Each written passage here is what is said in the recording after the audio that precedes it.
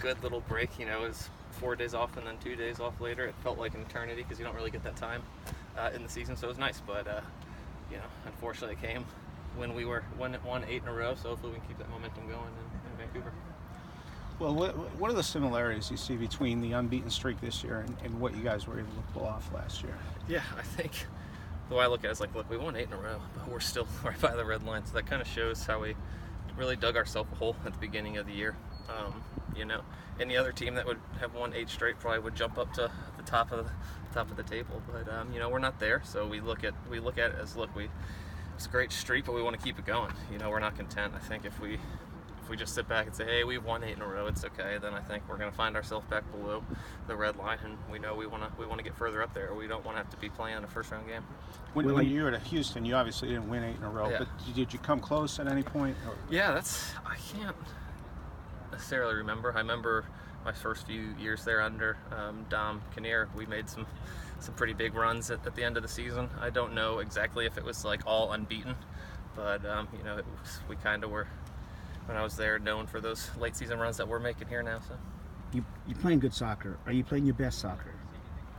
I don't think you can ever say you're playing your best. I think we're definitely playing much better than we were early first half of the season.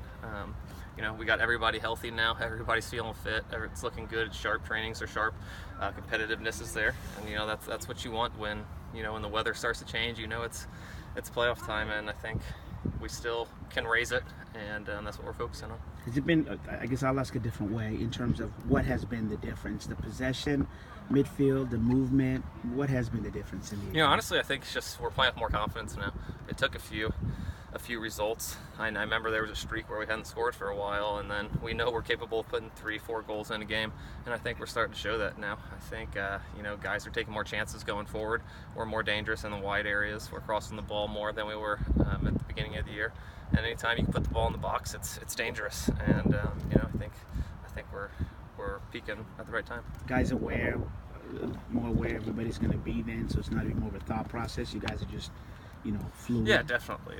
Everybody has very defined roles, but also freedom within your roles. That you got to know kind of your neighbors' roles. So like if I was playing up top and Nico ran beyond me or something, or whoever's playing as the 10, I would drop underneath to cover him. Just, you know, things like that. So I think everybody knows relationships on the field, and it's good. When you first got here, did anyone kind of come to you and talk to you about the Cascadia Cup and what it means to the supporters and the fans of the team?